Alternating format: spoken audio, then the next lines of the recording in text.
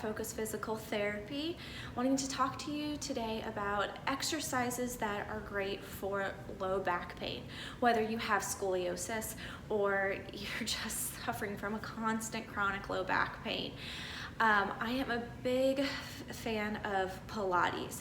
It is a great core stabilization exercise that teaches you in all positions, whether sitting, laying on your back, on your side, standing, to activate your core when you're going to do things. It keeps you strong, and they also work in all of your upper body and your lower body movements while you're activating your core, and then you can get into stretching program. I have taken Pilates classes to help understand and teach myself more exercises that are very beneficial for low back pain patients. And I also do refer out to Pilates places because I know the benefit of it, and it's a great exercise.